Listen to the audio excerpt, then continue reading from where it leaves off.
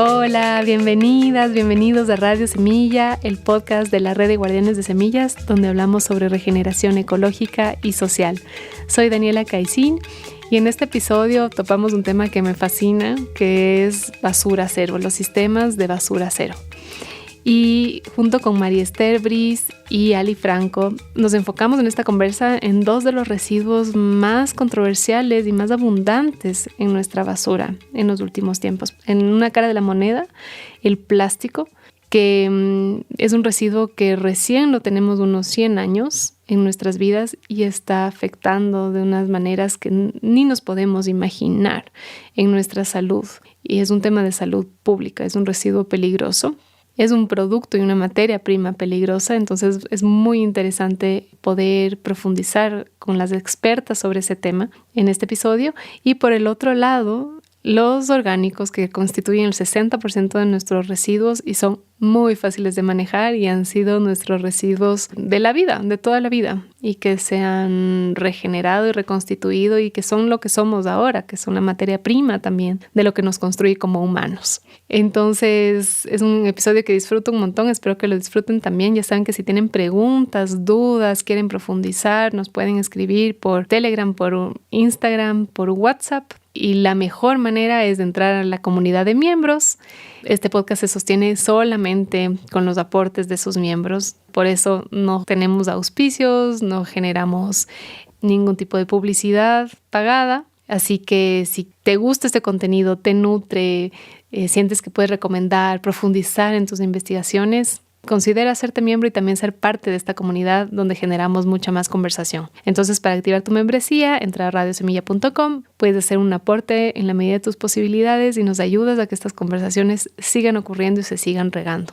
También hemos visto que mucha de nuestra audiencia está en la academia. Son profesores, profesoras, estudiantes. Entonces, si conoces a alguien que esté haciendo investigación sobre regeneración, ecología, ecología social, por favor, envíale tu episodio favorito de este podcast. Nos ayudas un montón a regar la voz. Y para animarte aún más a activar tu membresía, nuestros miembros tienen beneficios en proyectos aliados, todos proyectos regenerativos. Entonces también puedes ver todos los beneficios que tienes, pueden ser virtuales o físicos, en radiosemilla.com/beneficios. Antes de pasar a la entrevista, quiero contarles que los miembros de Radio Semilla tienen un descuento en el taller Tocando el Trauma. Es un taller virtual que se da en inglés y en español el sábado 25 de abril y que se ofrece para dar herramientas de toque terapéutico para la resiliencia y la regulación del sistema nervioso. Es un taller inspirado para autorregularse y acompañar a otros en su camino hacia el bienestar. Está dado por Janet Evergreen. Tuvimos un episodio con ella y también con Paola Lagos. Tenemos otro episodio sobre el duelo con ella. Entonces, si es que conoces a alguien que está transitando el duelo y necesita apoyo, o si quisieras mejorar esa experiencia para ti mismo o acompañar a otros, no dudes en apuntarte a este taller. Tiene un costo de $45 y si activas tu membresía, tiene un costo de $35. Entonces, considera activar la membresía para poder tener más descuentos, no solo este. Y con Ali, Franco y María Esther también hablamos en este episodio que hay una hermosa feria de compostaje el 25 de abril en Quito, en el CAC, donde tendremos un intercambio de semillas, donde podrás ver distintos talleres, iniciativas de compostaje descentralizado. Así que tenemos fecha de encuentro. Si es que estás en Quito, por favor, júntate y así nos podemos reconocer y hacer esta comunidad más presencial, tener encuentros mucho más significativos, que es lo que estamos buscando. Sin más noticias, les dejo con María Esther y Ali Franco.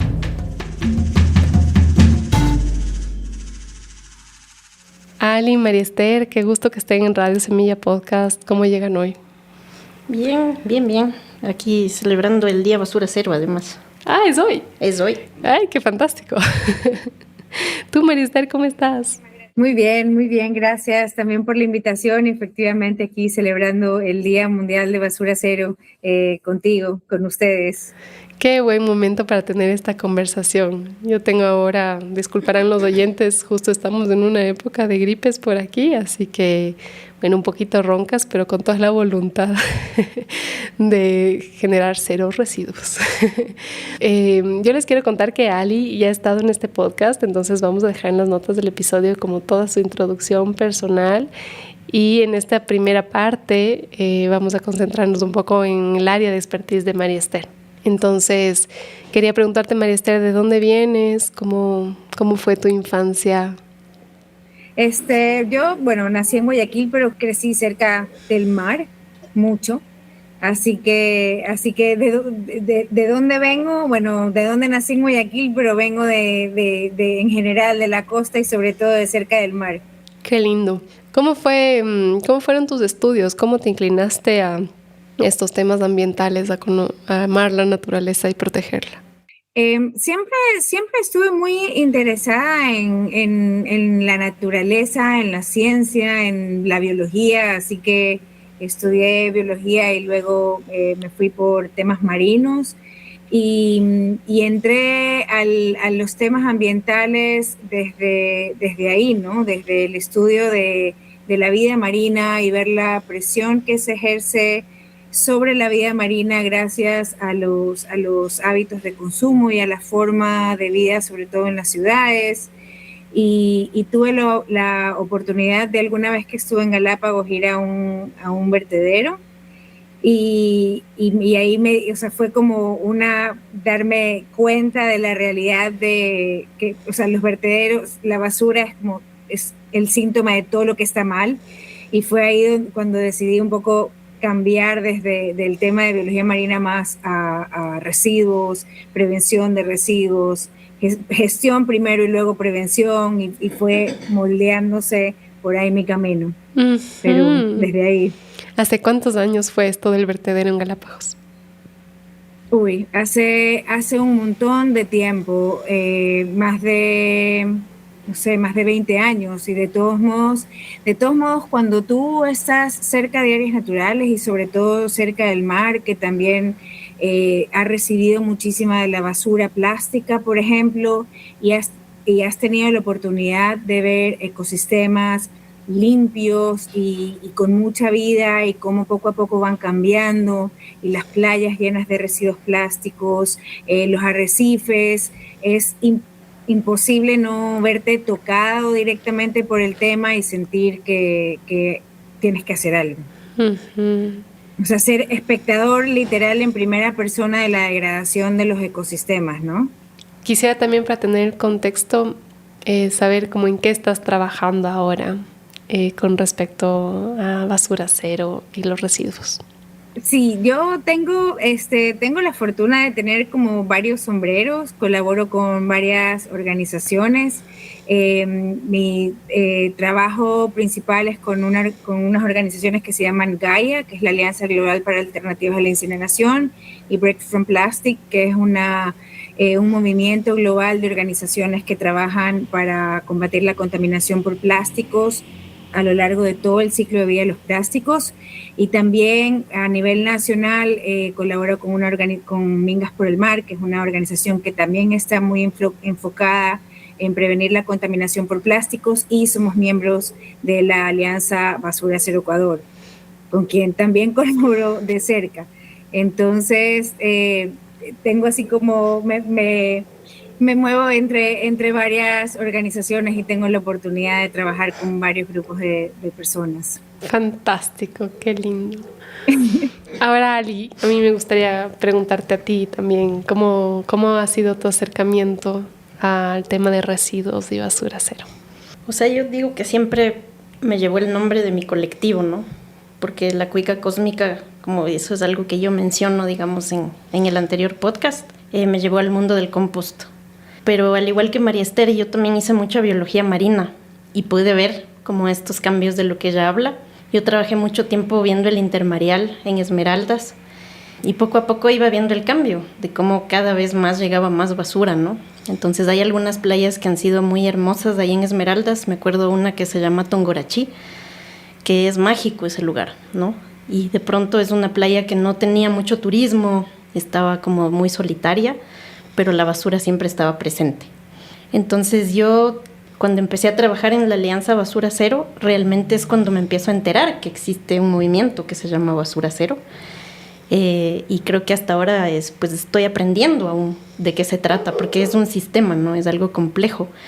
Pero siento como mucha gratitud, porque siento que el mar a mí me ha entregado como muchos paisajes inolvidables, como mucha experiencia increíble. O sea, he tenido historias muy, muy bonitas y siento que estoy como ahora al servicio de devolverle a la naturaleza pues esos regalos que me ha dado. Entonces nunca pensé estar en el mundo de la basura, pero es un mundo apasionante y es un mundo que creo que nos obliga a replantearnos muchas cosas como humanidad. Pero estoy ahí, estoy al servicio por la gratitud de lo que el mar me ha dado toda la vida. Como estas experiencias tan profundas nos pueden motivar a tomar acción, ¿no? Yo quisiera que me compartan también un poco del lado de los datos crudos, duros, que también nos impactan, ¿no? ¿Cómo le sienten al mundo en este momento ustedes dos? Datos, como comentaba hace un rato, la basura es como el síntoma de todo lo que está mal, y la cantidad de basura es el primer síntoma. O sea, es como en general generamos mucha basura, muchas cosas que no se pueden volver a usar, que no se pueden gestionar, que no se pueden, que no son biodegradables, que no se pueden reciclar, a pesar de las historias y las narrativas que se manejan, por ejemplo, la reciclabilidad del plástico. Ahora mismo sabemos que no es así. Entonces, por ejemplo, en plástico, justo acaba de salir hace un reporte del Plan Nacional de Reducción de Residuos Plásticos hace poco, que revela que en 2023 se generó más de 270,000 toneladas de residuos plásticos durante el 2023. ¿En el mundo o en Ecuador? En Ecuador, perdón. O sea, en el mundo actualmente los datos indican que se están produciendo más de 400 millones de toneladas de plásticos al año. O sea, son números que ni siquiera alcanzamos a imaginar. Es terrible. Además que el plástico es tan liviano que en volumen debe ser tremendamente impresionante. Exacto, además es súper liviano, pero los números que realmente asustan es que, por ejemplo, de los datos que te comento de Ecuador, este mismo reporte indica que más del 84% son empaques y embalajes, es decir, que son objetos que están pensados para ser desechables en muy corto tiempo, en menos de 6 meses desde su producción.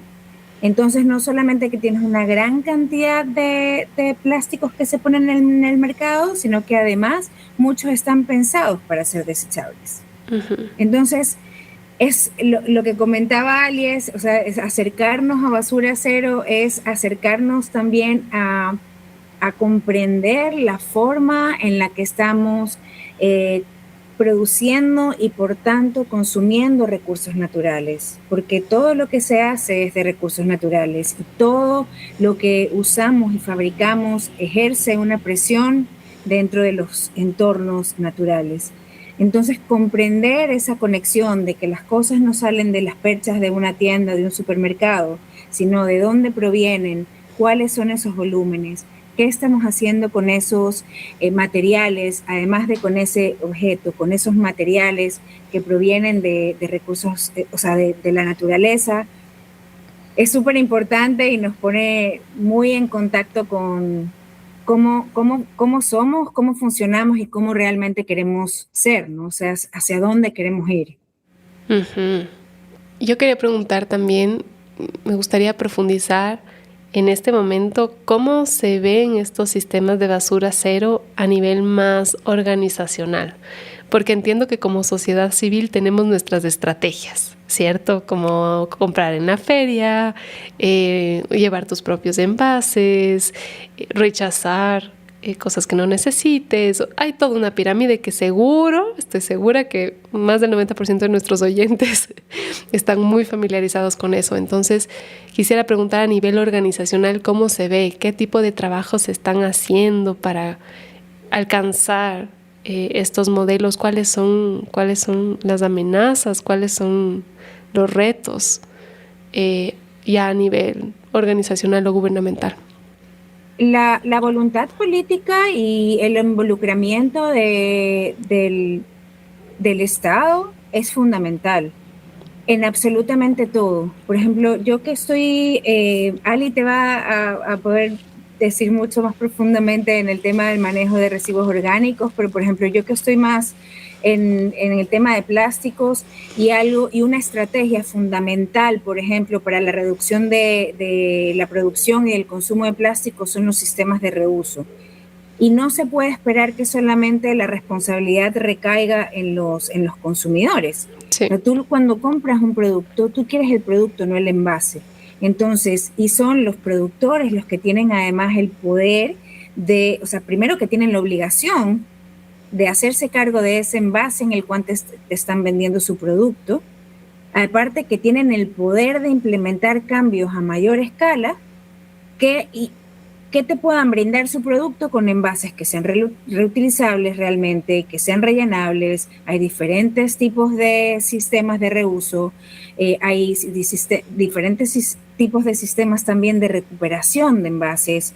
Puede ser que tú lleves tu propio envase o que haya sistemas de depósito y retorno cuando tú dejas un dinero y luego se te devuelve cuando tú devuelves el envase o luego solamente compras el producto. O sea, hay diferentes mecanismos para que esto se pueda dar y definitivamente tiene que haber voluntad política para que este tipo de cosas estén reguladas y tiene que haber voluntad también de que los fabricantes de los productos para que esto se dé.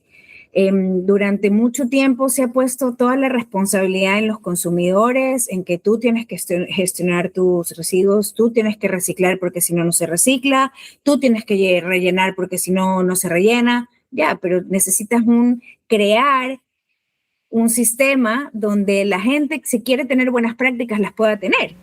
Porque ahorita a lo mejor tenemos que rebuscarnos y no tenemos dónde, o en muchísimas localidades no hay dónde. A lo mejor si estás en una ciudad tienes más opciones, pero si estás en una ciudad grande, pero si estás en una ciudad pequeñita, no tienes opciones para tener mejores prácticas. Entonces, hay que crear los sistemas para ello. Y para eso se necesita regulaciones, voluntad política, voluntad también del sector privado, que es quien quiere vender sus productos. Es un sistema complejo, ¿no? Yo quería preguntar un poco, ¿cómo es en este momento la gestión de los residuos plásticos? Aquí en Ecuador. Aquí en Ecuador. Chuta, es medio un desastre. O sea, yo de hecho todavía los datos que manejo de Quito es que solo alcanzamos del 4% de lo reciclable, ¿no? Y lo demás termina en la disposición final. Y creo que eso no cambia mucho en el resto de ciudades. ¿Qué es disposición final? Termina en un relleno sanitario o en un botadero a cielo abierto. Ajá. ¿Nos quieres explicar cuáles son las diferencias? Bueno, un botadero a cielo abierto básicamente es un lugar donde va toda la basura de la ciudad y eso a veces se cubre un poco con tierra, no hay separación, todo va ahí mismo. Y también tienes gente trabajando en el botadero que está recuperando material ahí, ¿no? Y un relleno sanitario, pues lo primero que eliminan es a los recicladores que trabajan dentro, ¿no? Están afuera, ellos pasan a ser recicladores a pie de vereda. Y luego, en teoría, tienes una geomembrana que va a almacenar, digamos, esta basura mezclada y que de alguna manera lo que va a hacer es contenerizar y regular de alguna manera los lixiviados que produce la basura cuando está mezclada y está enterrada. Y luego debería haber también un control de gases, ¿no? Porque la basura mezclada produce metano y el metano no es cualquier gas, tiene un potencial calórico 82 veces más fuerte que el CO2 y por tanto es un gas de relevancia para el cambio climático. ¿no? Entonces, eso es más o menos lo que ocurre. Entonces, un relleno sanitario vendría a ser una respuesta tecnológica al problema de la basura, más no una respuesta la más inteligente, ojo, ¿no? Es como, yo siento que hay mejoras tecnológicas sobre este tema, porque, te digo, se va a regular el tema del lixiviado, se va a regular el tema de gases, pero no siempre desde el sur global tenemos estas tecnologías bien puestas y bien adecuadas. Entonces, en el caso del relleno sanitario de Linga, que es donde se recibe la basura de todo Quito, ahí los mismos técnicos de MGIRS te cuentan, ¿no? Cómo no pusieron bien la geomembrana, cómo sabemos que ha habido lixiviados que van al río Inga. Entonces, es difícil a veces la respuesta tecnológica, porque la respuesta tecnológica siempre está atada también a que haya mucho costo de mantenimiento. Uh-huh. ¿Qué solución plantean los sistemas basura cero para eso? Porque hay residuos que son inevitables, ¿no? Frente a esta problemática de la gestión de residuos, ¿qué soluciones podría plantear un sistema basura cero? Los sistemas de basura cero tienen muchos componentes y estrategias.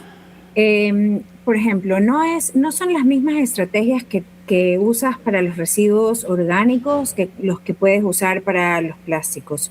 Por supuesto, siempre al principio tú tienes que buscar la manera de prevenir la generación de residuos, es decir, el desperdicio alimentario, que justamente es el tema de este año para el Día Mundial Basura Cero. El desperdicio alimentario, porque sabemos que se produce mucho más comida de la que luego se consume y hay mucho desperdicio. Entonces tienes que tener, obvio, medidas preventivas en el momento de producir, pero los residuos orgánicos, por ejemplo, se pueden gestionar de ciertas maneras. En el caso del plástico, es fundamental cortar la producción, pero así de manera radical. O sea, de hecho, algo importante que se está en este momento, desde hace 2 años, se está negociando un tratado global para evitar la contaminación por plásticos, incluido el ambiente marino, y algo que es vital para que sea un buen tratado es justamente que haya metas vinculantes de reducción de la producción, porque está claro que no podemos manejar el problema con el tamaño que tiene en este momento. Entonces, en el caso de plástico, por ejemplo, es vital implementar sistemas donde podamos mantener, o sea, primero intentar hacer plásticos que no sean tóxicos y peligrosos para tu salud, los que se tengan que hacer, y luego intentar que en muchos casos se usen muchas veces y se pueda mantener el objeto, no solamente el material para ser reciclado, sino los objetos dentro del sistema y que puedan ser usados y una otra vez para el mismo fin para el que fueron pensados. O sea, no que de una botella luego haces un florero, sino que esta botella sea usada muchas veces para el mismo fin y que tenga una vida útil más larga.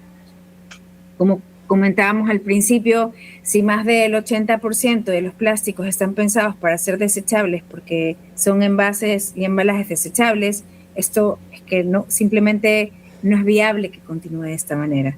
Entonces, en el caso de los plásticos, pensar en estrategias como el reuso, depósito y retorno, el intercambio, la reparación es fundamental. Por ejemplo, casi todos los electrodomésticos tipo televisores, computadores, etcétera, las carcasas son de plástico y ahorita es más barato botar el aparato que repararlo. Entonces, volver a los sistemas de reparación es fundamental también para mantener los materiales más tiempo en funcionamiento. Entonces, la prevención de la generación de ese residuo es fundamental porque el reciclaje del plástico es súper difícil.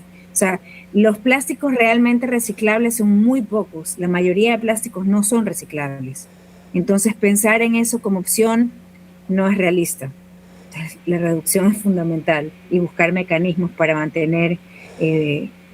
mantenerlos más tiempo en el sistema. Uh-huh. Yo alguna vez fui a una charla de plásticos y microplásticos y degradación y me quedé impresionada porque esta microbióloga lo que compartía es que si bien hay hongos que supuestamente degradan el plástico, lo que hacen a nivel microcelular es que hacen su propio territorio de sacrificio. Entonces hacen su propio botadero para llevar todos esos microplásticos a un lugar donde la vida no florece. Y entonces pensamos, ¿no?, a nivel macro que hay soluciones como los hongos y esto para remediar lo que estamos haciendo, pero realmente a nivel microscópico es como esto tiene que estar bajo tierra, como, ¿no?, dejar de generarlo. O sea, yo un poco lo que pienso es que los sistemas de basura cero son complejos porque son sistemas y porque de alguna u otra manera nosotros como humanidad nos hemos acostumbrado a esconder la basura, ¿no? Y una vez que la sacamos a la luz y que vemos la situación, nos damos cuenta de que no podemos seguir ocultándola. Y entonces en esta lógica de seguir ocultándola, nos inventamos más tecnologías. Como ya no abastecen los rellenos sanitarios, pues entonces quememos la basura. ¿Y qué pasa cuando quemas la basura? Que mientras más chiquito se vuelve la partícula, más problemático es captar esa partícula. Entonces ahora tienes nanopartículas, creo que María Esther es mucho más experta que yo en este tema, pero hay muchísimas sustancias asociadas al plástico que son el verdadero problema. Entonces ahí medio le voy a pasar la palabra a ella, que conoce más del tema, porque es escalofriante, ¿no? O sea, hay muchos cánceres relacionados a este tema. Es que en el caso del plástico, el problema del plástico no son los residuos plásticos. O sea, aunque todo el mundo quiera hacer planes de gestión de residuos plásticos, los plásticos son un problema desde su fase de producción y consumo. O sea, justamente lo que te comentaba de la cantidad de las 400 millones de toneladas que se producen al año, a eso se le agregan 27 millones de toneladas de aditivos, de los cuales hay más de 16.000 compuestos que son no estudiados y que son potencialmente de preocupación. Entonces, tienen la cantidad de aditivos tóxicos, bisfenoles, ftalatos, y que tienen funciones de disruptores endocrinos, y afectan a un montón de ciclos en tu cuerpo, es un problema gigante. Entonces va mucho más allá de un tema de basura plástica. Y parte de lo importante cuando diseñamos estos sistemas también de reutilización es pensar en eso. No solamente es una cuestión de material, o sea, del material y del residuo que va a causar, sino también qué pasa mientras estás usando ese producto. ¿Qué pasa cuando tú calientas comida en un plástico? ¿Qué pasa cuando te venden comida en un plástico que luego cuyo envase está transfiriendo la comida a todo tipo de compuestos carcinogénicos, etcétera? Entonces es un problema realmente gigante. Yo, de todos modos, te digo que hace 10 años nunca me hubiera imaginado que en este momento de la vida, cuando hablaba de contaminación por plásticos y no habían muchos oídos, no me hubiera imaginado que en este momento de la vida íbamos a estar en una conversación global negociando un tratado de plásticos. Todavía nos queda un camino súper largo por allí, pero estamos hablando del tema. Ya el plástico no es solo un problema de basura marina, que es como empezó a verse en el 2015, 2014, sino que ya estamos hablando de las afectaciones que tiene el plástico en la salud. Como decía Ali, ¿qué pasa cuando tú quemas plástico? ¿Qué pasa con todos esos aditivos que son tóxicos? ¿Qué pasa cuando los sometes a calor? Si tú tienes un plástico en estado sólido, tú sabes lo que tienes ahí. A ver, no queremos enterrar basura, pero está en estado sólido estable. Cuando tú lo quemas, se convierte en otros compuestos y en partículas que salen a la atmósfera sobre lo que ya no tienes ningún control y que entran a tu sistema de una manera diferente.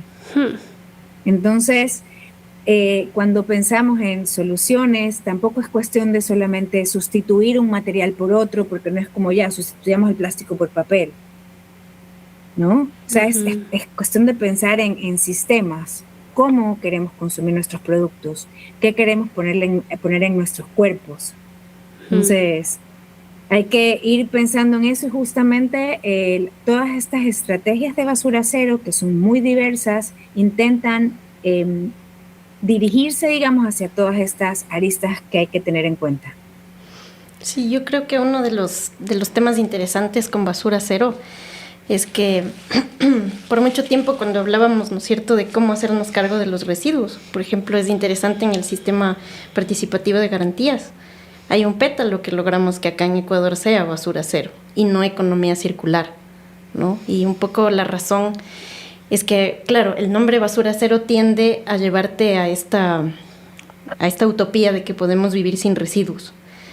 Pero yo creo que es el camino, y lo hermoso es eso, que creo que es un camino que te permite ir pisando la coherencia y que es poco a poco. Y que muchas veces nosotros que estamos tratando de caminar como sistemas alternativos, ¿no? de tratar de vivir en un mundo más equilibrado, nos damos cuenta que no es tan simple, no es tan fácil. Entonces Basura Cero es caminar hacia esa utopía que tal vez nunca llega, pero que vamos hacia allá, ¿no? Y como decía María Esther, hay muchas estrategias interesantes, o sea, es de alguna manera rescatar la costurera del barrio, rescatar el reparador, el zapatero, y no solo desechabilizar. Entonces, creo, por ejemplo, que un poco pensando en la desechabilidad de los objetos, ¿no? Que creo que es algo que como humanidad sí tenemos que replantearlo, pero más hacia adentro, porque también estamos viviendo una modernidad donde los seres humanos también somos desechables. Entonces hay una desechabilidad cuando usas Tinder, por ejemplo, ¿no? Y ya puedo sonar un poco exagerada, digamos, pero es así, es un catálogo donde desechas, ¿no? Muchas veces creemos también que hay gente desechable, ¿no? Por ejemplo, en los sistemas del sur, en el tema de residuos, tenemos que 4 millones de familias recicladoras que no están siendo parte de los sistemas de recolección ni de los sistemas de gestión integral de residuos de las ciudades, ¿no? Entonces es gente desechable. Más adelante, cuando hablemos del tema de desperdicio, por ejemplo, yo ahorita estoy con un proyecto en el mercado mayorista donde hay mujeres de la tercera edad que llevan más de 20 años rescatando alimentos para sus familias, para sus animales.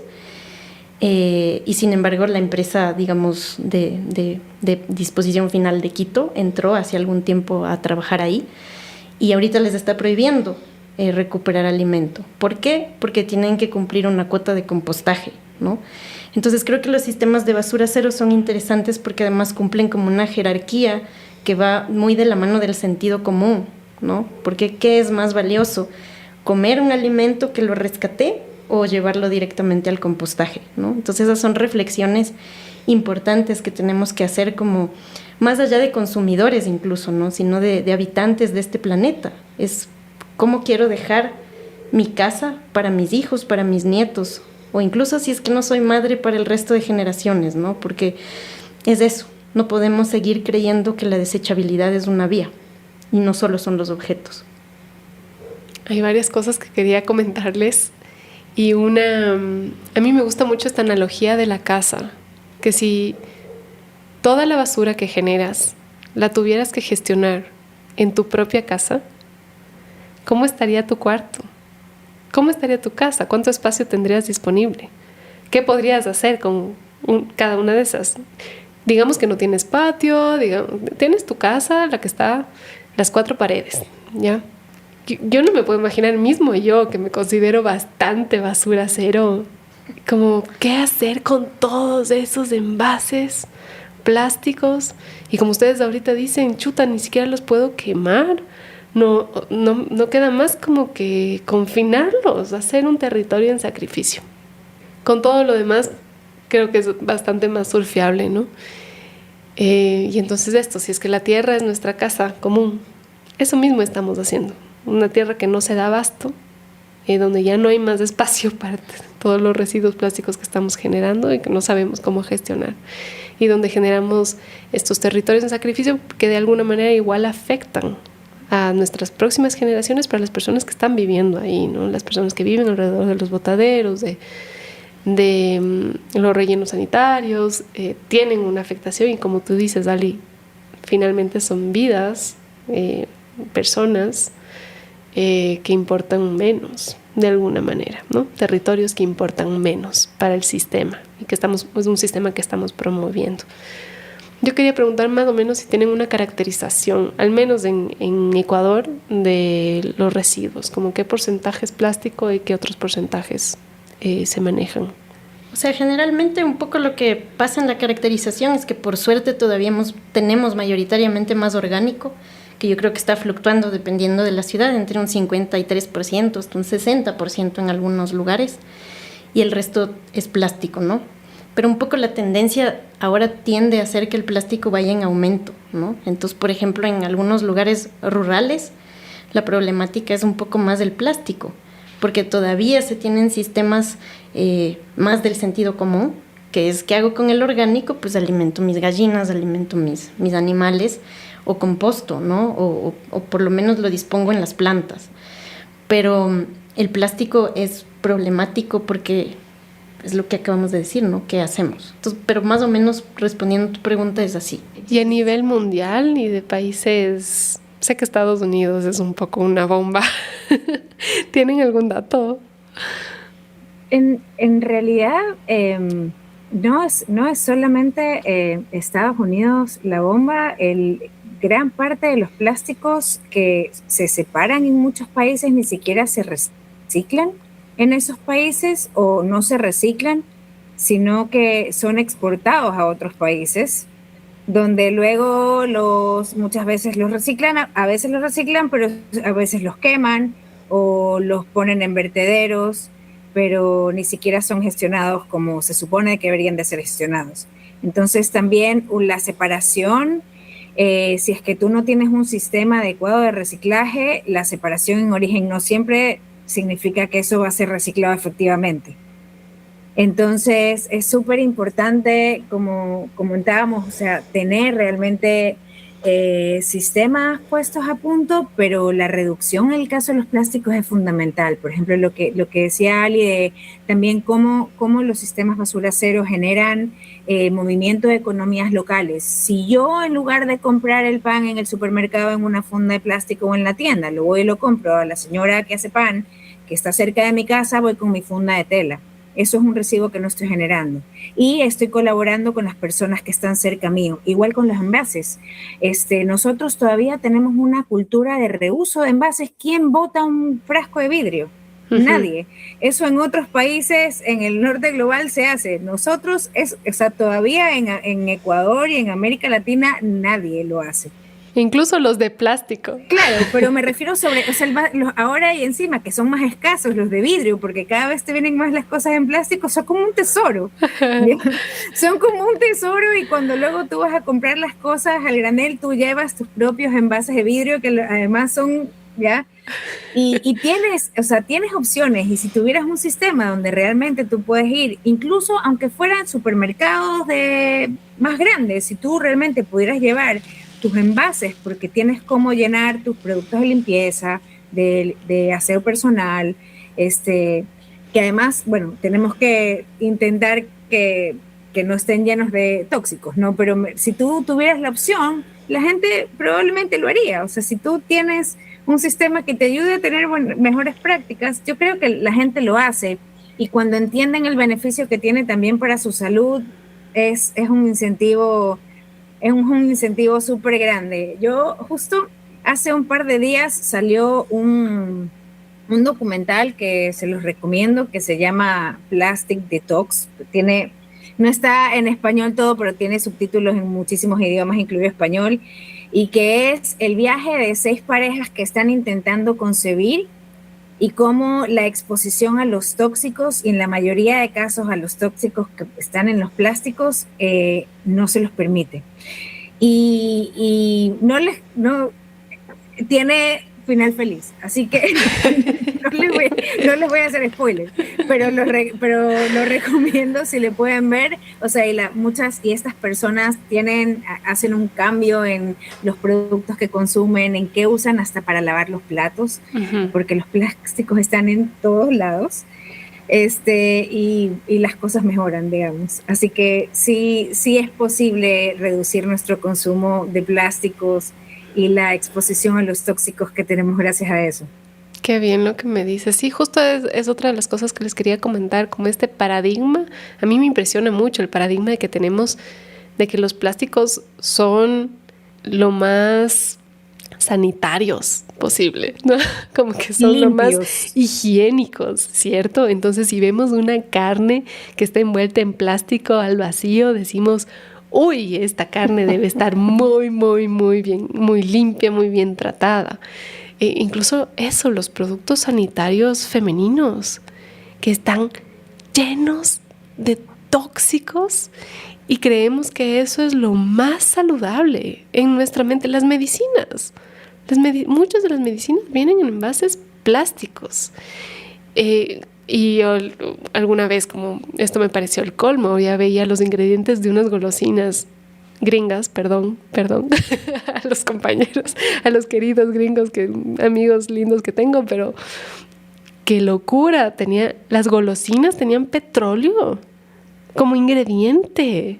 O sea, yo no podía creer qué desconectados estamos, ¿no? Y este paradigma que nos han implantado de que es lo más inocuo que podemos encontrar, me quedé muy impresionada.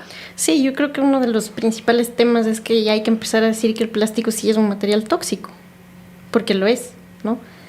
Y recién hubo igual el Plan Nacional de Manejo de Gestión de Residuos no peligrosos del país, ¿no? Y yo planteaba una pregunta y les decía, pero ¿no será que el problema de raíz es que sí son peligrosos? Porque al fin y al cabo los orgánicos mal separados pues producen metano, que empecé hablando, ¿no? Un gas de efecto invernadero potentísimo. Y los plásticos también son tóxicos. Son un problema de salud pública. Entonces creo que todavía estamos en esta fase despertando del sueño del plástico, donde tampoco entendemos de dónde viene, ¿no? Tú lo decías, es petróleo. Yo a veces pienso como estas niñas que defienden, ¿no? El tema de apaguen los mecheros en la Amazonía, porque la Amazonía está llena de familias que conviven con el cáncer todos los días, ¿no? Que tenían ríos soñados y que ahora están contaminados por tanto derrame petrolero, que es una realidad de todos los días en la Amazonía ecuatoriana.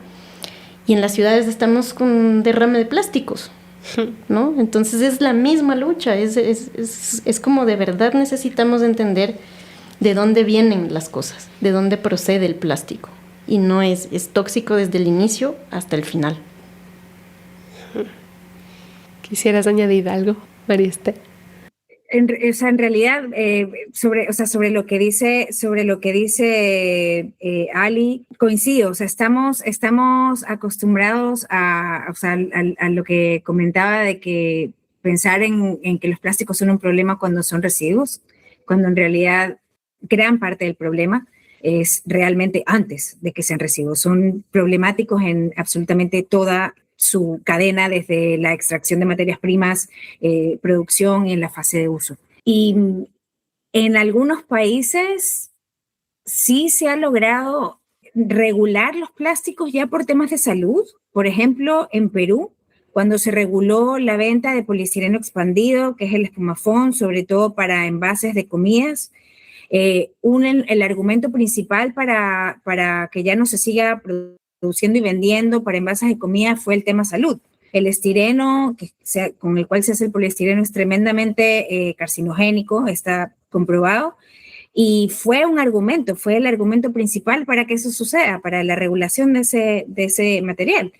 Entonces, realmente la salud sí es algo que preocupa a la gente, sobre todo después es un tema de interés para la gente, y yo creo que también en el momento de comunicar y de contarle a la gente, oye, eso que tú crees que es tan limpio y que es tan higiénico, y como los cubiertos plásticos, por ejemplo, o los vasos desechables, que es completamente absurdo, no es más limpio que un cubierto de metal, no es más limpio que un vaso reusable de cualquier material, ya sea de vidrio o de metal, o sea, no necesariamente. Entonces, y la huella que deja, o sea, es enorme. Entonces, pero yo, aunque el problema es gigante, yo sí te digo que yo tengo buenas expectativas, porque también creo que, o sea, el problema nunca ha sido mayor, pero la presión de la gente tampoco. O sea, yo creo que hay cada vez más gente consciente de lo que pasa, cada vez hay más gente hablando de este tema, como ahora, por ejemplo. Y yo creo que cada vez también hay más gente que está consciente de que es un problema. A lo mejor no saben toda la extensión del problema, pero ya saben que hay un problema. Entonces, yo creo que hay que seguirle dando, digamos, a la comunicación, a informar a la gente, a poner estas conversaciones en la mayor cantidad de público que podamos, porque también eso va a ayudar a hacer presión hacia las autoridades y hacia que cambie, ¿no?, el sistema. Yo creo que es importante, María Esther, que cuentes el tema de los plásticos y la problemática de salud. Ajá. Eso, sí, como hacer ahí hincapié, y del tema del poliestireno, de los envases de poliestireno y el tema del calor y etcétera. Ajá. En algunos países, por ejemplo, ya se ha podido, o sea, uno de los motivos para regular ciertos plásticos es justamente el efecto que ciertos materiales tienen sobre la salud. Por ejemplo, en Perú, que se reguló, o sea, que es un país vecino, no estamos hablando de otro continente, ¿no? Cuando se reguló el poliestireno expandido, que es el espumafón, para ser usado en envases de alimentos, que normalmente contiene alimentos o bebidas calientes, parte importante de la motivación para regular es justamente que el estireno, que es con que se hace este material, es un compuesto que se ha probado que es carcinogénico. Entonces, claro, encima está en contacto con tu comida caliente, que tiene más potencial de que sea transferido a la comida. Entonces, o sea, de que se libere el estireno y de que sea transferido a la comida. Entonces, es un material realmente peligroso. Con lo cual, no, por suerte ya hay cambios en los países donde ya no solamente se ven los plásticos como un problema de residuos o como un residuo que no tiene, o sea, del cual realmente no es peligroso o del cual no tienes por qué preocuparte, sino que ya se está empezando a ver a los plásticos como compuestos químicos tóxicos en muchos casos y regulando por ahí. Y yo creo que la gente igual ahora está más sensibilizada, sobre todo después de la pandemia, respecto a la importancia de tu salud, ¿no? Y a lo frágil que también puede ser y a la exposición que muchas veces tienes hacia ciertos químicos o hacia ciertos patógenos y el efecto que pueden tener en tu cuerpo. Entonces yo creo que tener estas conversaciones y poner estos temas de conocimiento público es súper importante. Yo les comentaba que si bien es cierto el problema nunca ha sido tan grande, también creo que la gente ahora está mucho más consciente y abierta a escuchar este tipo de cosas que antes. O sea, antes los plásticos eran una cuestión de que, bueno, las ballenas tienen plástico en el estómago y ya está, y era de lo que se hablaba, o de una tortuga con un sorbete en la nariz, y era un problema de basura marina. En cambio, ahora la conversación ha cambiado completamente a un tema del efecto que tienen los plásticos en tu salud, y tu salud reproductiva, por ejemplo. Entonces, si no tomas en cuenta tu salud reproductiva, vamos a tener serios problemas como especie, o sea, desde una base ya biológica tal cual. Entonces, es un tema para ponerle atención, digamos, pero yo sí creo que la gente está más sensibilizada que antes. Hay todos estos estudios de que hay microplásticos en la placenta humana, qué locura, y en la leche materna. En Italia entiendo que se dio este estudio y el 80% de la leche materna tenía microplásticos. Y yo también leí en un libro que se llama La mente bien ajardinada y que he citado varias veces en este podcast, vi que había una correlación entre las personas con demencia y la cantidad de microplásticos en su cerebro. Entonces, no solo es salud reproductiva, es salud mental, es cómo percibes el mundo. O sea, si estás triste, si estás bajoneado, si estás con ansiedad, si estás desorientado, si es que no te puedes conectar con el otro, si te sientes solo, puede ser que tengas plástico en el cerebro. Qué locura, ¿no? Sí, o disbiosis intestinal, justamente por la exposición a tanto químico, que no solo ocurre por el tema de agrotóxicos, ¿no?, sino por el tema de los plásticos, por las sustancias estas asociadas, ¿no?, que están en los plásticos. Es una locura. Que ahora mismo casi todos los productos de higiene personal, desde una pasta de dientes al jabón, la comida, leche, bebidas, casi todo viene en plástico. Entonces, de alguna forma estás expuesto. La mayoría de personas lavan sus platos con una esponja de plástico, no con una esponja de fibras naturales, lufa, etc. Entonces, estás expuesto por muchísimos lados.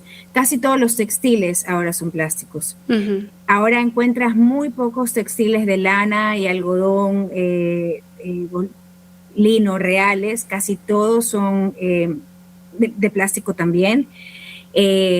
Los compuestos, por ejemplo, para hacer retardante de llamas o impermeabilizar, por ejemplo, las chompas, también todo eso tienen químicos súper tóxicos. Entonces, están en todos lados, es súper difícil escapar a ellos. Pero sí es posible, o sea, ir empezando a regular. Por ejemplo, aquí en Ecuador no tenemos casi nada de ese tipo de químicos regulados. Hay otras regiones del mundo en donde hay muchos más químicos regulados, otras en los que hay menos, pero me refiero que sí hay forma de intentar regular esa exposición a químicos. Entonces, sí, definitivamente pues es necesario porque causan un montón de problemas y sobre todo a niños pequeños. Mira, hay una organización global que se llama Salud Sin Daño, que ellos trabajan para intentar que los hospitales y los centros del sector de salud tengan mejores prácticas ambientales y de salud, ¿no? Entonces, en muchos lugares, algo que han implementado es, por ejemplo, eliminar los plásticos de las áreas de neonatología. Porque los bebés así, ni bien van naciendo, ya tienes un biberón que es una botella de plástico, ¿no? Cuando no hay leche materna por algún motivo. Y están en cunas que son de plástico, con respiradores y cuestiones que son de plástico. Entonces están intentando volver al metal, al cristal, o sea, al vidrio, cuando se puede, y a otros tipos de materiales para eliminar la exposición de los bebés recién nacidos. Uh-huh. Porque han detectado que eso es un problema y que eso realmente, tomar estas medidas realmente disminuye su exposición y los ayuda a mejorar cuando están por ejemplo, en cuidados intensivos o así. Entonces, sí hay muchas personas y organizaciones que están tomando acciones y que están levantando evidencia y que el resto podemos seguir. Uh-huh. Yo también, para acotar un poquito en ese tema, como que no quiero en este momento profundizar en las soluciones, pero también para alegrarnos un poco la vida, decir que hay full alternativas, hay un montón de cosas que sí podemos hacer y que son igual de cómodas y ricas y disfrutables. Entonces, justo con mi pareja fuimos cero residuos por cerca de 3-4 años hasta que llegó nuestra hija. Y ahí tuvimos que flexibilizarnos un poquitito, no mucho, pero un poquitito. Hemos estado invictos de pañales desechables 3 años y medio, lo que quiero festejar con ustedes. Entonces, ya ofrecer a la comunidad de Radio Semilla, a los miembros, que estoy segura que Ali y María Esther también tienen como muchos datos, que eso, se acerquen si es que tienen alguna duda, para textiles, bebidas, datos de cómo satisfacer esa golosina que quieres de vez en cuando. Pasas por la calle y te da ganas de comerte alguna cosita. Siempre hay algún tip que no es nada difícil implementar y que realmente causa como un impacto fuerte en nuestras vidas y en nuestro sistema, ¿no? Entonces, un poco con esa acotación y hablando de la salud, me encantaría comenzar a navegar el tema del compostaje, que es otra parte bien importante, ¿no? Del 50-60% de nuestros residuos, que es, al contrario, como yo veo que es como la moneda opuesta a los plásticos, es muy fácil de gestionar, ¿no? Como que con prácticas simples, son residuos que siempre han existido en toda nuestra vida. Y es como solo como retomar un poquito las prácticas para que vuelvan a integrarse y ser fertilidad. Entonces, Ali, ¿nos quieres contar un poco más qué es el compostaje? ¿Cuáles son las diferencias? Eso.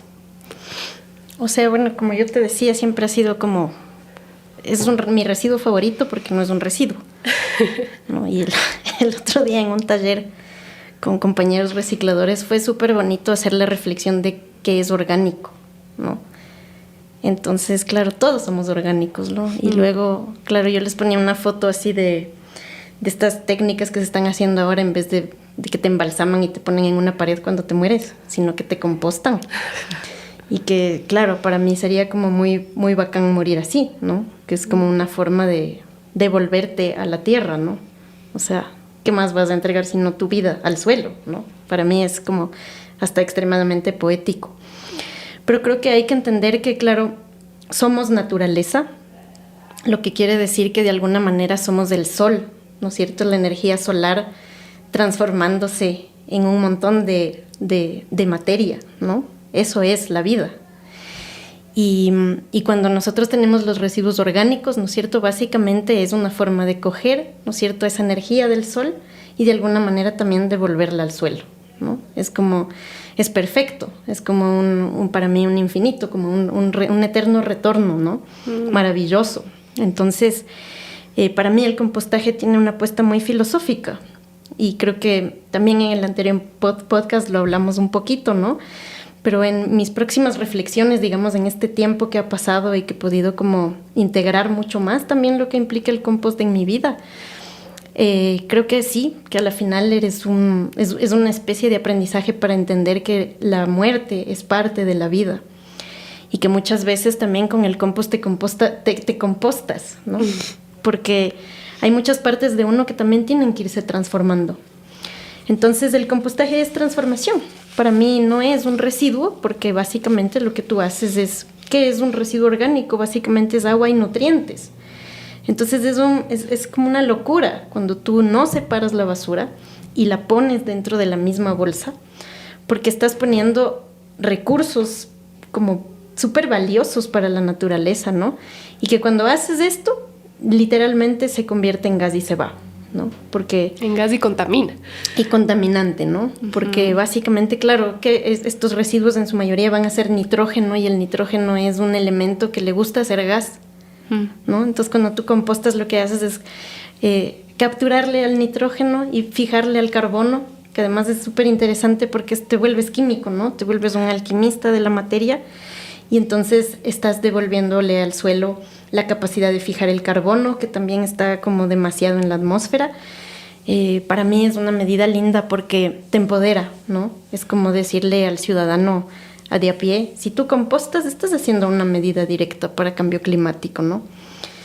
También creo que soy como muy romántica con el tema, porque creo que el tema del compostaje es un tema que tiene que tener mucha diversidad.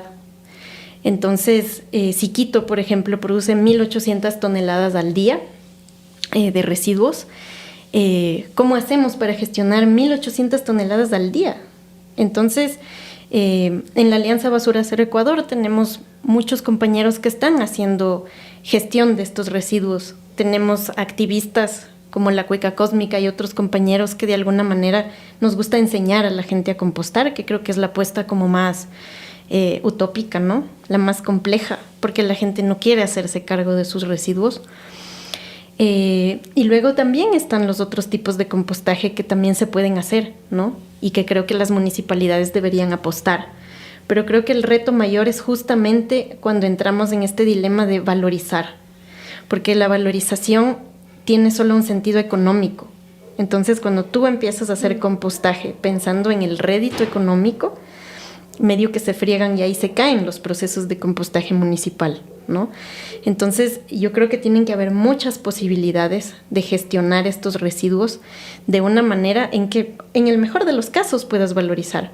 Pero el objetivo no es hacer un negocio de esto.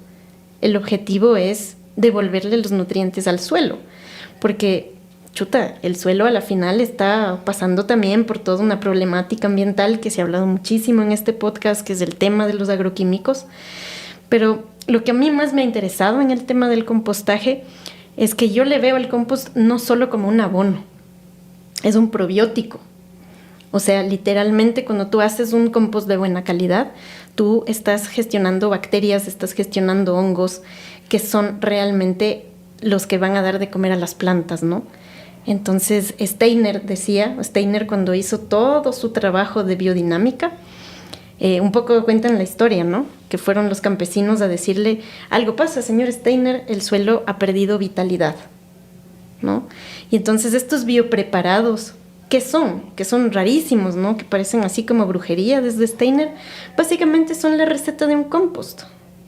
O sea, él lo que hacía era canalizar esta información medio mística para generar recetas de cómo inocular una pila de compostaje con distintos tipos de microorganismos. Entonces luego nosotros, hemos estudiado un poquito más a fondo el tema del compostaje. Hay muchas cosas que a mí me faltan todavía entender, pero siento que el compost es eso. El compost no es un abono. El compost es una forma de devolverle la vitalidad al suelo a través de una red trófica que tú estás empezando a cultivar. Entonces, para mí hay una relación muy, muy vital, ¿no? Y muy íntima con tu pila de compostaje. Entonces, yo sé que es difícil convencer a la gente de esto, ¿no? Pero a la final es como que siento mucha el compost es un compañero, el compost es un sistema vivo. Entonces, yo creo en esa utopía. Creo que la humanidad necesita entender las cosas ya desde otras maneras, ¿no? No solo desde una visión paradigmática donde somos superiores, sino que implica este relacionamiento con el soy naturaleza. Entonces, para mí, un poco el llegar al mundo de los residuos ha sido ratificar este camino de que hay otras maneras de relacionarte con la vida. Entonces, para mí, Basura Cero está empatado con todos los principios permaculturales, por ejemplo. Uh-huh. Y eso es lo que a mí me gusta enseñar, ¿no?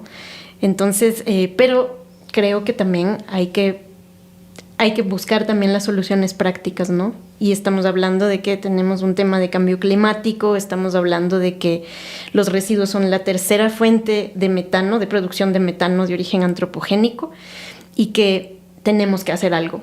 Entonces, las municipalidades deberían optar por tener sistemas de compostaje descentralizado y también compostaje centralizado, ¿no?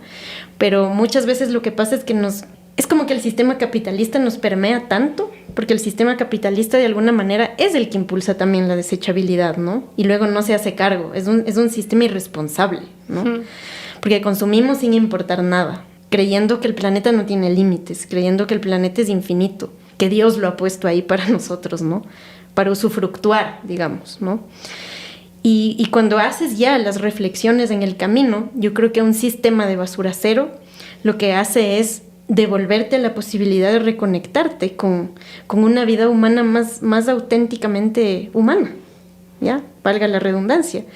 Porque en un sistema capitalista básicamente tú consumes rápido, buscas consumir ultraprocesados, por ejemplo, ¿no? Galletitas, la papa frita, todas esas vainas que vienen en esos empaques que tiene muy poco valor nutricional, que yo digo es basura por dentro y luego es basura por fuera. Casi todos esos empaques no suelen ser reciclables.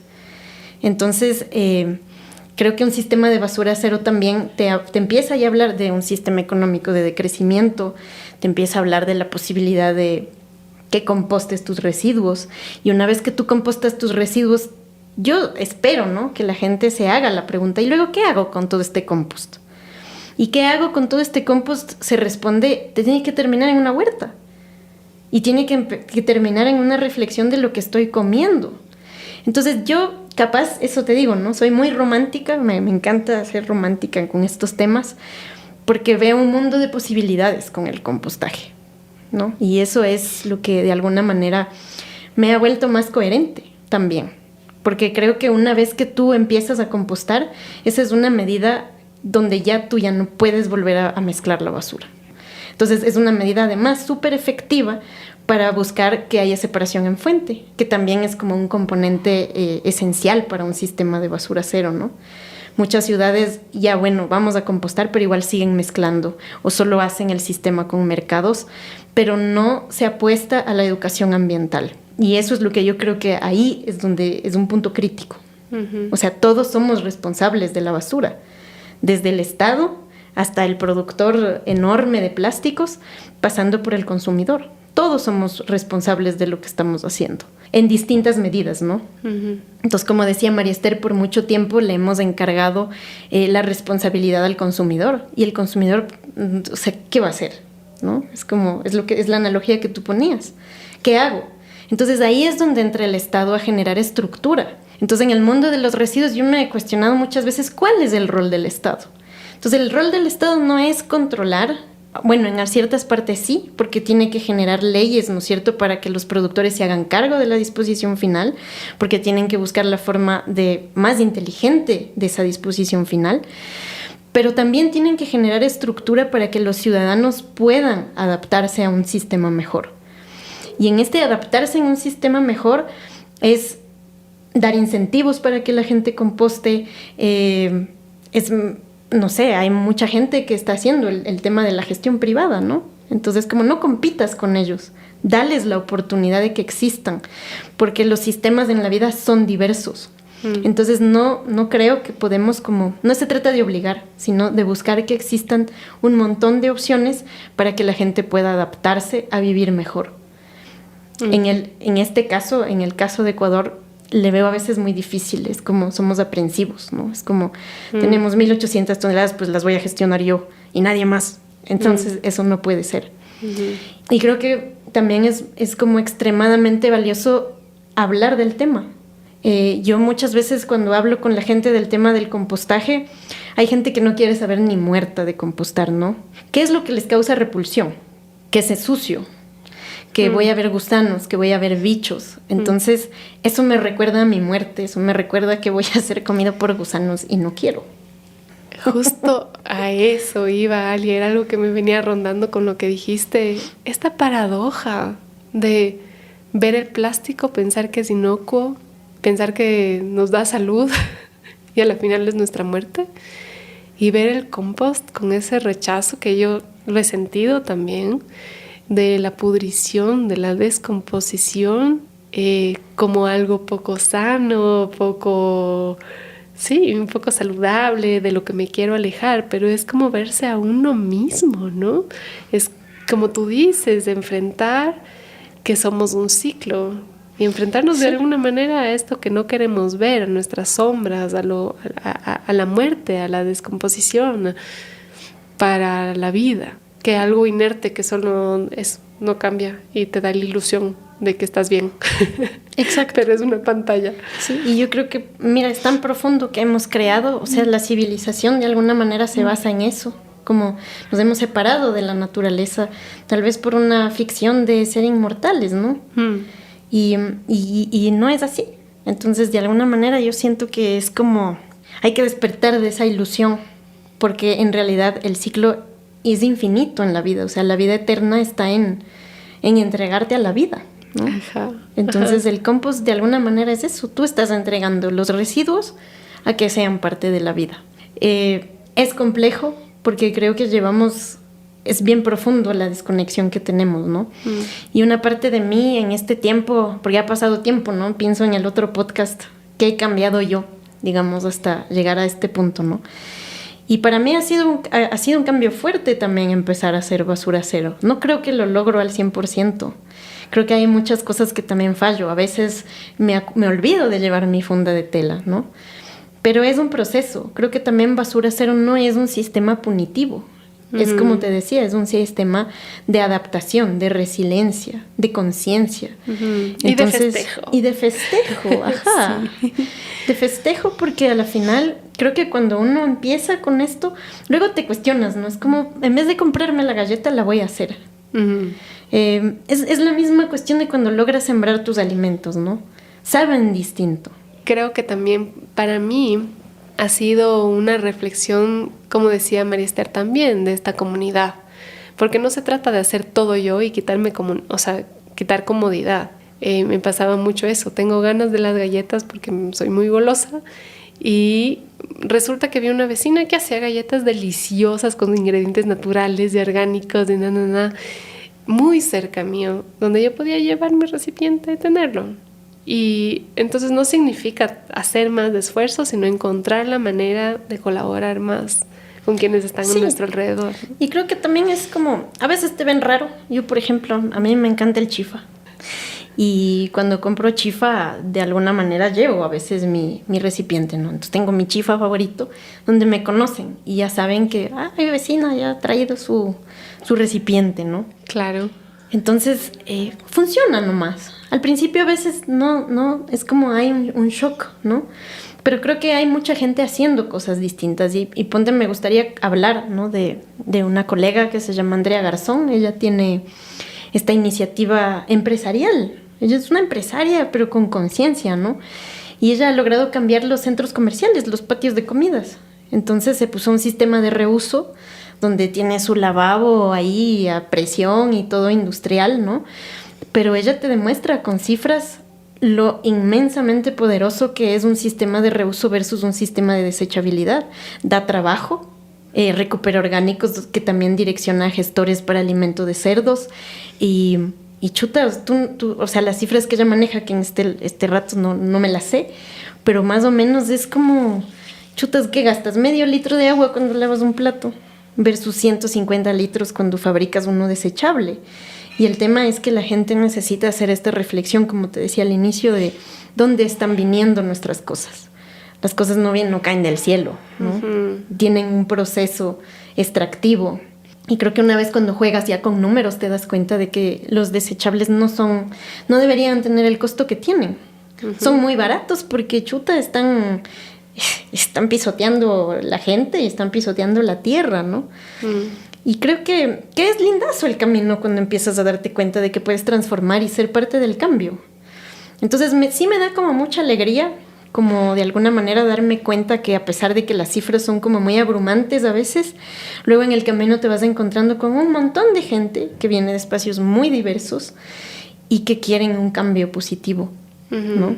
A veces también en el mundo de los residuos hay mucho greenwashing, ¿no? Hay que estar muy pilas, es muy sutil, es como el mismo tema del reciclaje que hablamos con María Esther, ¿no? Sí. No es la primera R dentro del mundo de basura cero. Cuando tú hablas de economía circular, el reciclaje entra como un componente esencial, ¿no es cierto? Porque estás mercantilizando los residuos. Entonces hablas de circularidad porque ingresan en un nuevo sistema de comercialización. Pero la reciclabilidad, digamos, es un poco mentirosilla, tengo que decir. Porque, como decía María Esther, no todo es reciclable.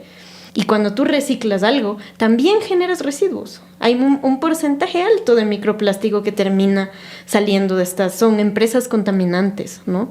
Entonces no existe esta circularidad con el plástico. Es irreal también. Entonces creo que poco a poco hay que ir desmontando también como...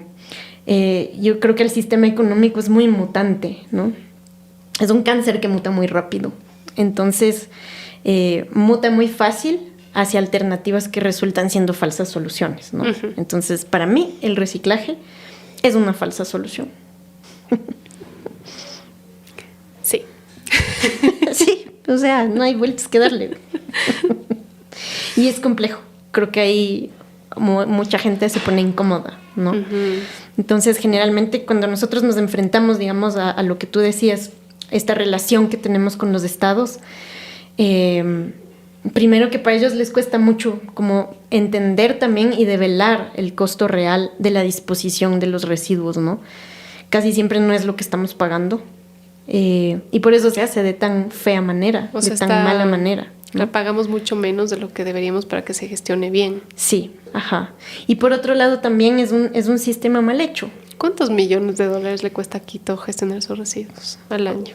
A ver, no te voy a decir la cifra grande porque tengo discalculia, pero más o menos está costando una tonelada recolectada y dispuesta como entre 110 y 120 dólares. Entonces, si Quito produce 2.400 toneladas de basura al día, más o menos por ahí va la cosa.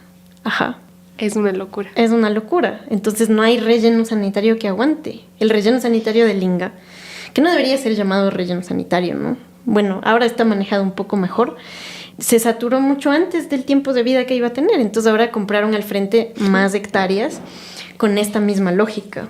Pero como saben que no va a aguantar, porque además la tendencia es subir el consumo, la propuesta es ahora entrar en nuevas tecnologías de incineración. Entonces, Sabemos que el coprocesamiento, que es básicamente utilizar los hornos de cemento para prenderlos con residuos plásticos, es la nueva tendencia, ¿no? Entonces tenemos ciudades que ya están haciendo esto y es grave porque el Ecuador no tiene la normativa para medir la contaminación de los gases que las coprocesadoras producen, que las cementeras producen, ¿no?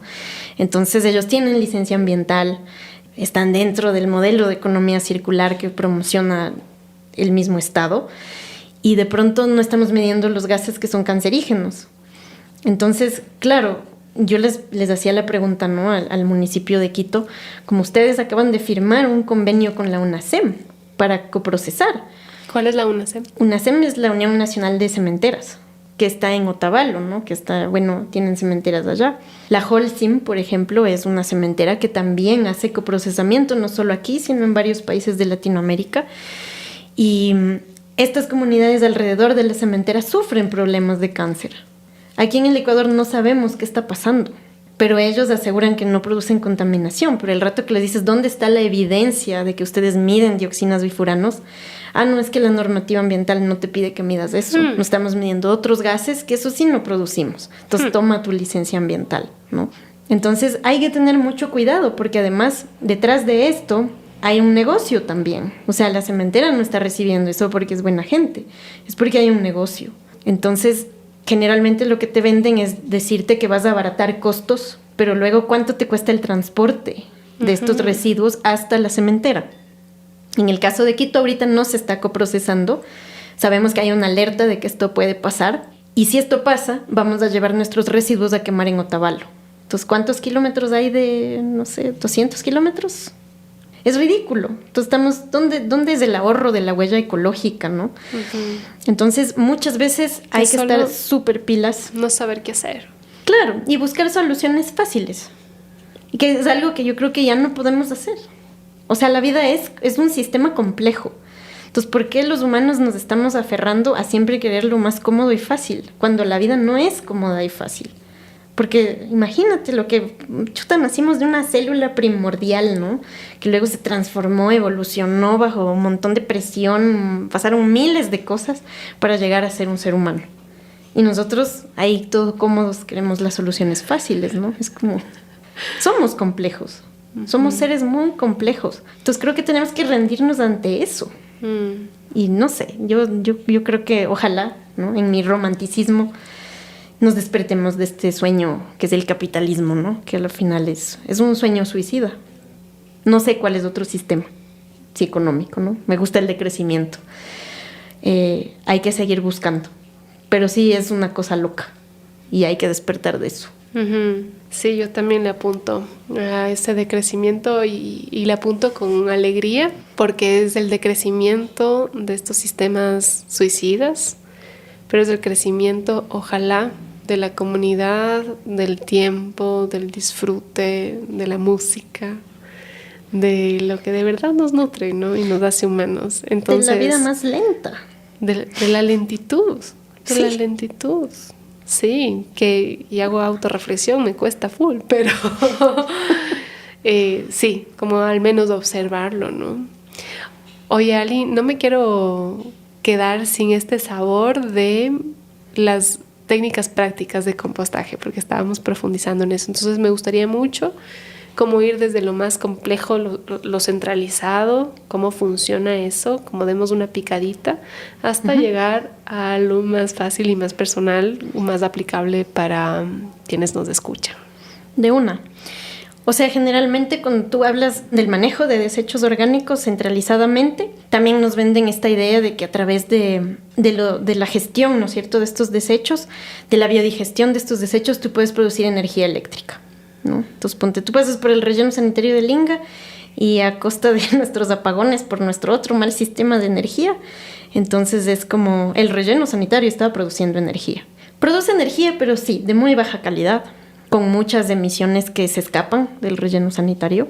Pero básicamente lo que haces es captar este metano, ¿no es cierto?, que luego lo transformas en energía. Creo que los sistemas centralizados sí son necesarios, pero no pueden ser utilizados como la única solución. Como te decía, el desecho orgánico viene en mucha cantidad.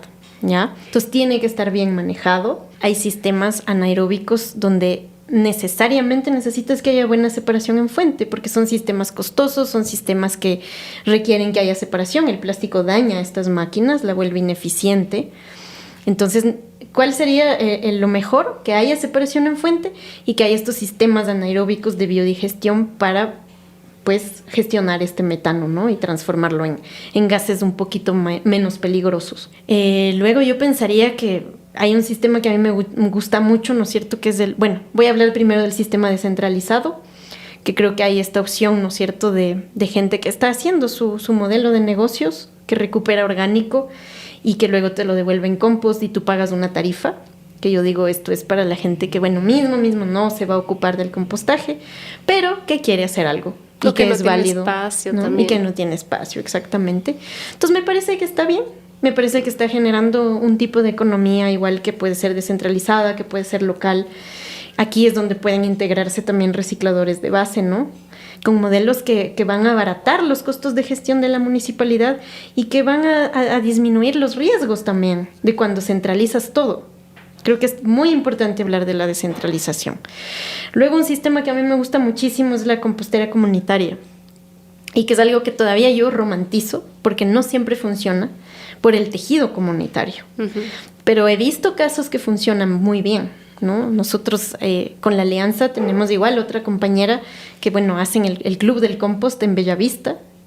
Y ellos con esta, es una compostera mixta, digamos, porque ellos sí cobran por el servicio, pero es una compostera barrial, es una compostera que funciona bien, es una compostera que ha integrado todo un sistema donde tú pagas una tarifa y usas la compostera, o también te dan gestionando, que es el jardinero del barrio, ¿no?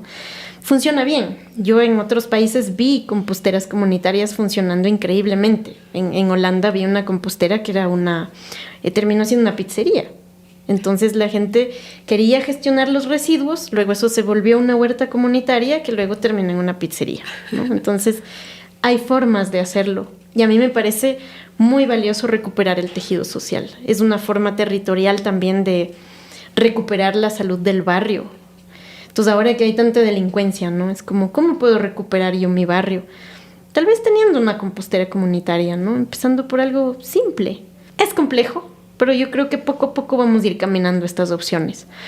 Y luego, claro, tienes el compostaje domiciliario. Bueno, también hay sistemas, como te decía, anaeróbicos, que yo tengo mi maestra, que de paso le mando un saludo, que es Mariela de Gaia, y Mariela es muy entusiasta con el tema de la biodigestión. Yo le tengo más recelo, porque es más tecnológico, pero ella ha estudiado casos muy interesantes donde esto ha funcionado, ¿no? Entonces son sistemas donde tú también puedes hacer esta biodigestión y puedes incluso hasta prender tu cocinita de gas, ¿no? Porque al final el metano es un gas inflamable. Entonces esto también yo creo que tiene validez, pero bien hechos. Creo que hay que investigar más. Aquí los sistemas generalmente se utilizan con estos grandes plásticos que se inflan y suelen tener bastantes fugas y no suelen ser tan eficientes. Pero hay sistemas de biodigestión que funcionan bastante bien. Y luego, te digo, para mí lo esencial es lo domiciliario, ¿no? Entonces, a veces ahí la gran excusa es, tengo poco espacio, tengo un balcón chiquito, ¿qué puedo hacer? Entonces, he visto muchos sistemas, es como que me gusta investigar mucho sobre estos sistemas, qué funciona, qué no. Entonces, yo he probado el sistema vertical hecho de baldes. No me gusta ese sistema. Este sistema vertical también se puede hacer con ollas de barro, por ejemplo, que he visto que se hacen así como se cuecen, digamos, estos baldes de madera, se hacen huequitos en la parte de abajo y tienes tu sistema vertical, pero ya no con plástico, que como hablamos tanto del plástico, yo preferencialmente creo que las composteras no deben ser de plástico, porque van a liberar sustancias en algún punto, ¿no? Porque además la compostera ideal que funciona, entiendo que sube la temperatura. Entonces sí. Plástico y temperatura no son buenos amigos tampoco. Sí, pero creo que ahí hay que hacer como hincapié también en que cuando tú trabajas estos sistemas, ahí haces lombricompostaje, ¿no? Entonces en el lombricompostaje no sube tanto la temperatura porque las lombrices se escapan, ¿no? Se van. Pero cuando tú hablas de lombricompostaje también hay algo que o sea, creo que se malentiende cuando dices lombriz de tierra, porque piensas que la lombriz está debajo de la tierra y hay muchas lombrices que hacen eso. Pero la lombriz esencialmente es un ser de la hojarasca. Entonces, a mí me gustan las lombriceras que no son de formato vertical, sino horizontal. Entonces, hemos con mi colectivo construido algunos modelos que todavía no los sacamos a la venta, pero son composteras de madera que tienen una ligera inclinación. Entonces, tienen un falso piso para recuperar el tema de violes de las lombrices, y la lombriz se mueve de izquierda a derecha, derecha a izquierda. Son 2 contenedores separados por una malla, y yo he visto que con este sistema la lombriz está más contenta. Pasa cuando, digamos, pones el compostaje, digamos, está maduro en un contenedor, empiezas a poner comida en el otro y ellas migran. Y les siento más natural que vayan hacia arriba. A veces siento que con las lombriceras verticales queda un hueco y es difícil la cosecha, ¿no? Sí. Y a veces también siento que a veces se satura muy rápido. Porque con el compostaje vos tienes que medir 2 cosas esencialmente. Uno piensa que el compostaje es hablar de desechos orgánicos, pero en realidad es hablar de carbono. Entonces tú tienes que tener una fuente de carbono fuerte ahí, que más o menos es 3:1. Espera, Ali, entonces cuando hablamos de sistemas descentralizados y en la casa, como tenemos varias opciones, ¿cierto? Tenemos una con lombrices y otra sin lombrices. Ambas podrían funcionar bien. Y la biodigestión, que eso Sí. me dijiste otra alternativa. Entonces la biodigestión, súper técnica, investiga por tu cuenta. Y más costosa. Y más costosa. Con la lombricera, de lo que entiendo, es un proceso más rápido porque generan humos, porque están las lombrices ahí, pero también puede ser un poquito más difícil el manejo de las lombrices, ¿cierto? Que pasen de un lado al otro. O sea, requiere, digamos, su técnica. Yo creo que requiere como entender la lombriz. Y creo que el principal problema de por qué a veces falla el compostaje domiciliario, yo creo que falla por 3 cosas. La primera, que uno siempre quiere cosas a pequeña escala cuando tú sabes que la cantidad que estás produciendo no es chiquita. Entonces necesitas una compostera que esté calculada en relación a lo que produces tú o tu familia, ¿no? Y esa cantidad tienes que considerar el carbono. Entonces, la segunda cosa por la que fracasa una lombricera o compostera es que no tenga suficiente material rico en carbono. Justo eso te iba a preguntar. ¿Qué es el material rico en carbono para quienes quisieran comenzar a compostar? O sea, el compostaje básicamente es captación, ¿no es cierto?, de la energía, de los nutrientes, es una transformación química.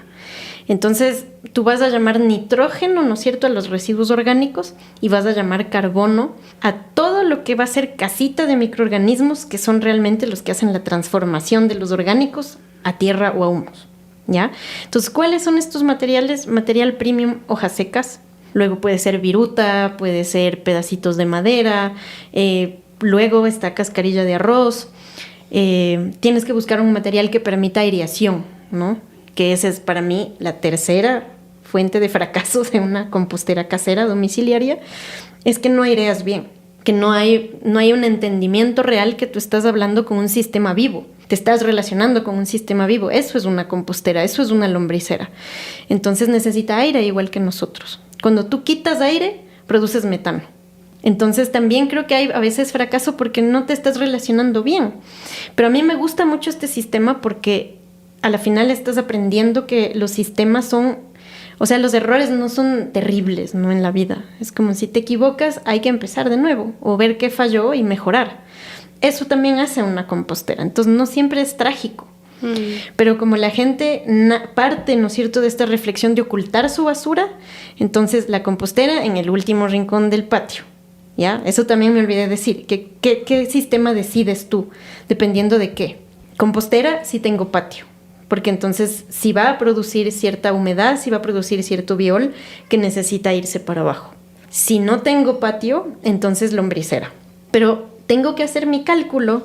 Yo generalmente veo en el mercado, ¿no?, lombriceras que son súper chiquitas, que es como quiero ocupar el último rinconcito de la cocina para que no estorbe, para que no huela feo, para que evitar todo. Pero entonces a la semana esa vaina se llenó y le saturé y entonces ya empiezo otra vez a mezclar la basura.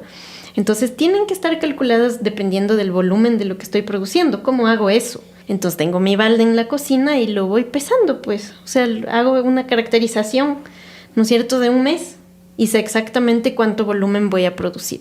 Entonces, de acuerdo a eso, me consigo mi sistema.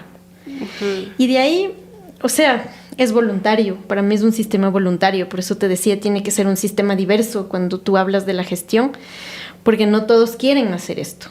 A mí me encanta hacerlo porque me gusta relacionarme con la vida. O sea, me gusta. Mi tiempo yendo a la compostera es un tiempo de calidad para mí. Es un tiempo que me ha dado muchas historias. Yo aprendo un montón de la compostera, aprendo un montón de los bichos que ahí habitan, ¿no? Entonces, por ejemplo, la lombriz, a mí me encanta contar esta historia porque tiene relación, la lombriz californiana tiene relación con Pocahontas, ¿no? Es el verdadero esposo de Pocahontas. Pocahontas es un personaje real que se llamaba John Ruffle. Era uno de los primeros exportadores de tabaco a Inglaterra, en las Américas, ¿no? Entonces, este man trajo las lombrices. Y la lombriz californiana tiene esta peculiaridad que yo digo, le gusta vivir un poco hacinada, le gusta vivir en caja, tú la puedes, es más domesticable, ¿no? Las lombrices de acá, que tenemos un montón de lombrices nativas, no les gusta vivir así, son más libres, ¿no? Entonces yo digo, bueno, por eso en Europa tenían monarquía. De alguna manera las lombrices viven ahí hacinadas, pero son súper eficientes. En cambio, las lombrices nativas de acá hacen como túneles más grandes, recorren distancias más largas, pero no les gusta vivir hacinadas, no les gusta vivir en cajas. Entonces, hay muchos detallitos ahí con los que tú tienes que ir conectando. Entonces, lo que yo siempre he dicho es también hay un lenguaje que tú aprendes de la naturaleza.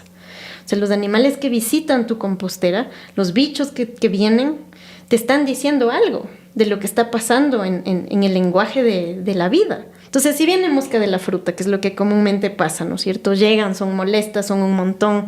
¿Ellas qué quieren? Quieren azúcares simples. Entonces, están presentes porque tú no cubriste bien tu compostera. Ponle más material seco y esa mosca se va a ir. Entonces, eso es para mí lo primordial detrás del compostaje, ¿no? Es una vía de interconexión para aprender a hacer naturaleza. Ahora, eso te digo, es romántico, ¿no? De mi parte. Pero cuando ya hablas solo de la gestión de residuos, creo que es factible, es fácil, no es complicado hacerlo. Creo que hay muchas confusiones. Por ejemplo, cuando hablamos de material seco, que ahora yo más lo llamo material rico en carbono, porque cuando hablas de material seco, la gente piensa que hay que secar los residuos. Y no es así. O sea, tú lo que necesitas es un material rico en carbono, ¿no? Uh-huh. Es la parte difícil, yo creo. Por eso fracasan muchos procesos de compostaje domiciliario, porque ¿de dónde vas a sacar este material? Sí, en la ciudad es particularmente, ¿no?, complejo. Pero hay aserraderos, hay carpinteros. El compostaje sí es bien poderoso. O sea, yo voy a la carpintería y a veces es madera que ya viene con tratamiento, ¿no? Pero funciona. Y si mismo no tengo, pues tienes cartón, tienes papel, que funciona un poco menos eficiente, pero está ahí presente, ¿no? Entonces sí se puede, pero haciendo como insistencia, no podemos obligar a que exista un solo sistema. A mí me gusta el compostaje domiciliario, pero hay otras categorías que creo que tienen que ser puestas sobre la mesa, ¿no? Qué nutridora esta conversa. A mí me gustaría, bueno, en honor al tiempo, tenemos que ir cerrando esta entrevista, entonces me gustaría que nos puedan compartir dónde podemos encontrar más información, dónde podemos profundizar, dónde se encuentran todos estos emprendimientos de compostaje domiciliario o descentralizado que pueden dar los servicios a quienes no pueden compostar en casa. ¿Cómo seguimos el hilo a esta conversación? Me gustaría, invitarlos a que visiten la página web de la Alianza, que es alianzabasuraceroecuador.com, y ahí pueden encontrar todo lo que estabas mencionando, quiénes son los emprendimientos, está la información de todos los miembros de la Alianza y todas sus áreas de trabajo. Entonces, ahí puedes encontrar esa información. Buenazo, María Esther, muchas gracias. Ali, ¿tienes algo que te gustaría añadir? Sí, porfa, quería hacerles la invitación también. Estamos celebrando el mes del compostaje, entonces igual direccionarles a nuestras redes sociales de la Alianza, que también a su vez direccionan a las páginas personales de todos los que conformamos esa alianza, y hay un montón de actividades que estamos realizando. Hay webinars, hay talleres de compostaje, y vamos a terminar con una feria súper bonita, una feria de compostaje en el CAC, que va a ser este 25 de abril, y que, tratamos ahí muchos temas que se mezclan, ¿no? está el tema del compostaje, el tema de la soberanía alimentaria, vamos a hacer un intercambio de semillas, creo que va a estar súper bonito, así que invitarles a todos y a todas. Buenas, ojalá podamos encontrarnos todos, qué chévere, muchos de los miembros de Radio Semilla también estaban ávidos de puntos de encuentro, así que ahora ya saben que en Quito, en el CAC, el 25 de abril, tenemos ya la convocatoria. Y bueno, para cerrar, uno de los pedidos también de nuestros miembros son sus recomendaciones de libros. Me gustaría mucho escucharles para poder tener ese postre antes de cerrar la entrevista. Recomendarles seguir con el problema de Donna Haraway, que creo que me parece súper interesante su reflexión de no somos posthumanistas, sino somos compost. Creo que eso a mí me ha inspirado un montón. El retorno al humus de Omar Felipe Giraldo, que también es un libro donde encuentras muchas reflexiones acerca del compostaje y cómo básicamente el compost es entender que no hay muerte, ¿no? Sino que la muerte es parte de la vida. Y creo que La historia de las cosas de Annie Leonard es un librazo que además tiene su página web donde hay mucha información interesante. A mí me gustaría recomendarles el libro Basura Cero de Jean-Marc Simon, que fue uno de los primeros libros que yo leí ya de basura cero como una solución realmente sistémica a este mundo que está al límite. Y es qué hay detrás de todos los sistemas y la forma de vida basura cero, pero sobre todo cómo son soluciones y muchas veces las más simples las que nos llevan pues a resolver, ¿no? A resolver esta situación. Qué chévere. Muchas gracias por compartir, muchas gracias por esta conversa, estas sonrisas, estas reflexiones.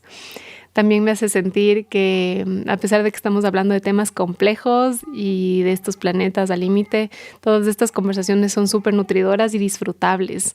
Y las acciones que podemos tomar para ir hacia un planeta basura cero, una comunidad basura cero, ¿no? Una comunidad global, también se dan por las conversaciones y el disfrute y el goce. Así que agradezco mucho eso de su parte. Y bueno, sin más que decir, agradeciendo también a la comunidad de Radio Semilla que nos escucha y que esperemos que nos encontremos este 25 de abril. Gracias también. Muchas gracias. Muchas gracias también. Hasta la próxima en Radio Semilla Podcast.